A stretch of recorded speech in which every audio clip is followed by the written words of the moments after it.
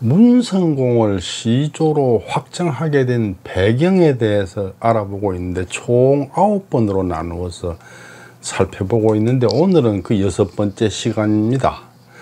지금까지 5번은 그 1686년에 발행된 강의보에서는 그 시조를 확정하게 되는 그 배경이 어떻다고 적혀 있는가에서 살펴봤고, 오늘부터는 그 1743년에 간행된 걸륭보에서는 거기에 대해서 어떻게 얘기를 하고 있는가를 살펴보도록 하겠습니다. 강의보와 걸륭보의 차이점이라면은 강의보가 맨 먼저 나왔고 그것을 증보 간행한 것이 걸륭보입니다. 하지만은 강의보는 감찰공 최세영 개인 명의로 발행된 책이었고, 이 걸륭보는 종중이 나서서 종중 명의로 간행된 족보입니다. 따라서 감찰공 최세영 개인 명의로 발행된 책이기 때문에 그 의견을 최세영 개인 의견이다, 그렇게 말할 수도 있겠죠. 하지만 이 걸륭보는 종중이 간행한 책이기 때문에 말하자면은 전주채씨 가문의 공론이다, 공식 의견이다, 이렇게 말할 수 있겠습니다. 내용을 한번 살펴보겠습니다. 시조를 문성공으로 가장 먼저 기록한 기록은 여말선초에 나온 월당공 가성이다, 이렇게 볼 수 있는데, 이 월당공 가성에서는 향리로 내려오던 가문을 문성공이 문과에 급제를 해서 사대부가 됨으로 해서 사대부 가문으로 굴기를 했고, 그렇게 향리 가문을 사대부 가문으로 굴기시킨 조상이니까 시조로 정했다, 그렇게 이제 얘기를 했었습니다. 이건 이제 월당공 가성에서 보는 견해죠. 그런데 이제 1686년에 최세영이 강의보를 발행하면서 시조를 문성공으로 삼았기 때문에 그때부터 이제 확정이 됐는데, 물론 이제 월당공 가성에서 문성공을 시조로 한 기록이 있었고, 가문의 그 종중 공론을 모을 때 제가 볼 때 아마도 그 종중에서들 문성공을 시조로 해야 된다는 의견이 크게 있었지 않았는가 추정을 합니다. 결정적 물증으로서 소윤공 묘관이 있었고, 소윤공 묘관을 근거로 문열공개와 문성공개가 구분됐다 하는 얘기를 했죠. 그리고 이제 성시학자들의 견해를 모으고 황태사 고사를 참고해서 문성공을 시조로 확정했다. 걸륭보는 강의보를 증보 발행한 족보입니다. 두 번째 나온 대동보죠. 그런데 강의보는 어쨌거나 최세영 개인 명의로 발행한 책이에요. 근데 걸륭보는 최초로 전주채씨 종중이 나서서 종중 명의로 발행한 족보예요. 따라서 그 내용을 뭐 서문이나 이런 데 적힌 그 내용의 견해를, 강의보에서의 견해는 최세영 개인의 견해다, 그렇게 말할 수도 있죠. 그런데 걸륭보는 전주채씨 종중이 간행한 책이니까 이거는 전주채씨 종중의 공론이다, 이렇게 볼 수 있는 거죠. 그러면 이제 걸륭보 서문에서 그 시조를 문성공으로 정하게 된 부분을 한번 보겠습니다. 걸륭보는 1743년에 나왔는데 이 서문은 채8주가 지었습니다. 채8주는 대호궁공파 교도공 이남파 15세, 이분이 진사를 했기 때문에 진사공 이렇게 부르죠. 이분이 서문을 썼어요. 여기에서 또 한 가지 이야기를 해야 할 것이 있다. 문성공의 윗대를 기록한 족보가 있기는 하지만 문헌으로 증명할 근거가 없다. 여기서 문헌이라는 것은 역사책을 말하는 거예요. 그러니까 문성공의 윗대가 많이 적혀 있는데 그 윗대를 역사책을 통해서 증명할 수가 없다. 기록을 근거로 계통을 밝히지 못하는 것은 우리 가문의 불행이며 슬프고 탄식하지 않을 수 없는 일이다. 무릇 전주를 본관으로 하는 채씨 또한 매우 많지 아니한가. 최군옥을 시조로 하는 전주 채씨가 있는데 그 후손인 최선능은 바로 우리 문성공의 사위가 아니던가. 그것을 통하여 전주 채씨가 우리 하나뿐은 아니라는 사실이 분명하지 않는가. 그러니까 최군옥의 후손이 문성공의 사위인데 사위가 되려면 한 가문이면 사위가 될 수 없는 거죠. 그러니까 전주 채씨가 우리 하나뿐은 아니다. 여러 개 있다. 최선능은 문충공계 전주 채씨의 시조 최군옥의 현손이죠. 근데 이제 문충공계 전주 채씨는 시조가 최군옥이긴 하지만은 한 줄로 내려오다가 최선능에 와서부터 이제 말하자면 후손이 이렇게 연결되기 때문에 최선능이 문충공의 전주 채씨의 비조죠. 그러니까 문충공의 전주 채씨의 비조가 최선능인데 이분의 부인이 문성공의 딸이니까 지금 현재 문충공의 전주 채씨 전체가 문성공의 외손이죠. 이분이 문성공 최아의 둘째 사위예요. 그런데 어떤 강의보에서 살펴봤습니다만 심지어 최선능이 문성공의 조상이라는 기조까지도 있었죠. 여러 옛날 족보에는 간혹 최균 이하 11세대를 두고 문성공의 윗대라고 기록하고 있는데 지금 살펴보니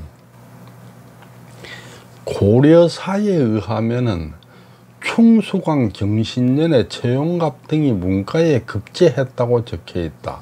충수광 경신년은 1320년이에요. 그러니까 고려사의 1320년 충수광 경신년에 최용갑이 문과에 장원 급제를 했다고 적혀 있다 이 말이죠. 최용갑이 급제할 당시 지공거를 맡은 사람이 최성지라고 한다. 지공거는 과거 시험을 주관하는 총책임자를 말하는 거예요. 그런데 당시 관행이 과거를 주관하는 책임자가 이제 과거를 해서 그 급제자를 뽑으면은 그 급제자가 다 이 과거를 주관한 지공거를 스승으로 모시고 그 급제자가 문화생이 되는 그런 관행이 있었어요. 그러니까 그 사람한테 공부를 안 했는데도 그 사람이 과거에서 뽑아줬다 해가지고 그 사람을 스승으로 모시는 그런 관행이 있었어요. 그런데 최용갑은 그 문과에서 장원급제자예요. 그런데 여기에서 무슨 문제가 있냐면은 만약에 최성지가 지공거였다면은 그리고 최용갑이 가까운 친척이었다면은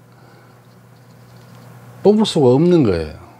왜냐하면 이 비리에 해당되기 때문에. 그래서 이런 경우는 피혐한다 그래가지고 최성지가 지공거를 안 맡거나 최성지가 지공거를 맡았으면은 최용갑이 아무리 실력이 좋고 점수가 좋아도 급제를 안 시키거나 장원으로 안 해주는 거죠. 그게 관례예요. 그러니까 친척이 지공거라면 피혐을 해야 돼요. 그러니까 최성지가 지공거를 안 맡거나 지공거를 맡았으면 최용갑을 장원을 안 시키거나 급제를 안 시키거나 해야 되는 거죠. 근데 그렇지 않았다 이런 얘기를 지금 하고 있는 거예요. 그러면은 고려사를 통해서 진짜 그때 일이 어떻게 됐었는지를 한번 보겠습니다. 고려사 세가 충수광 7년 1320년 기록을 보면은 개미일, 이 개미일은 9월 7일이에요.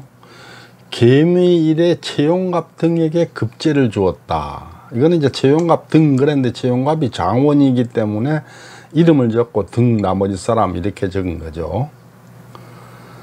이재현과 박효수가 선발한 것이다.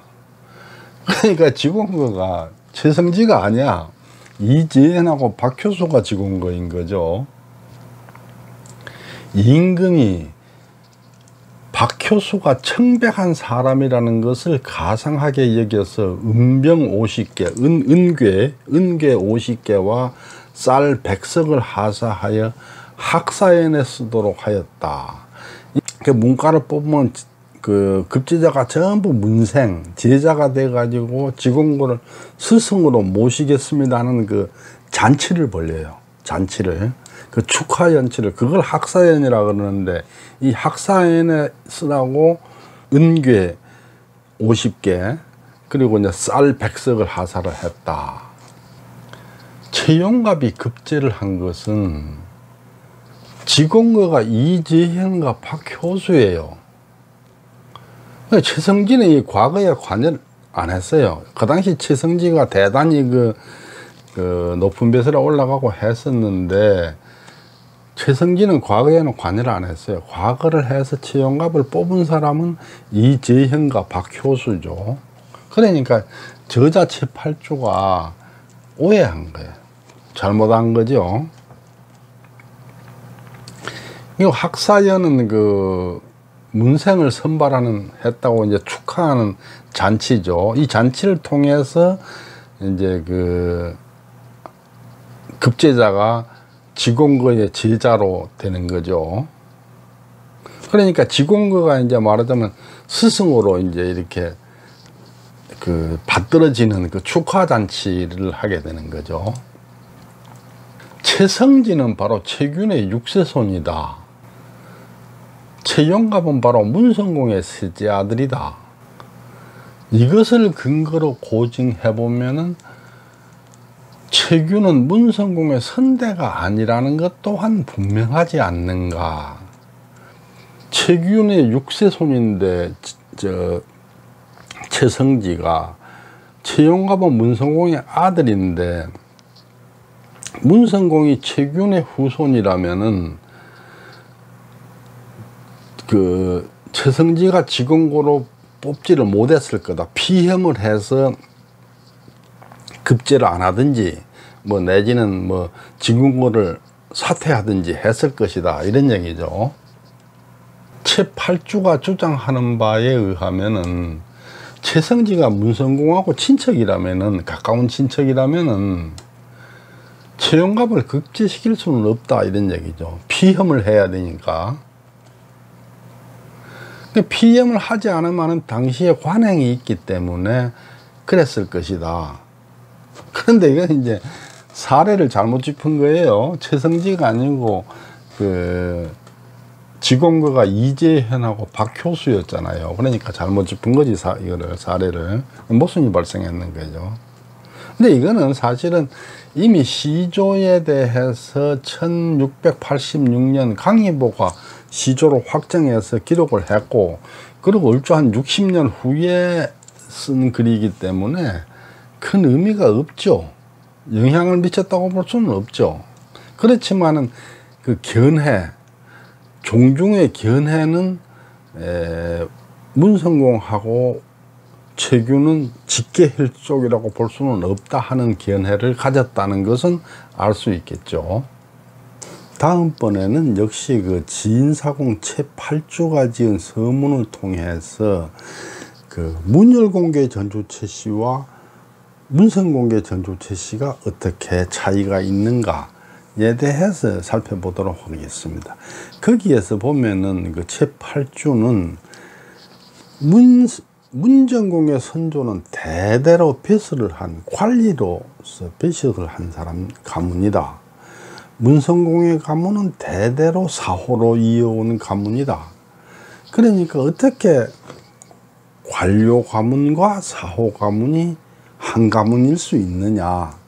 즉 대대로 벼슬한 사람은 우리 조상이 아니다, 이런 그 논리를 펴고 있거든요.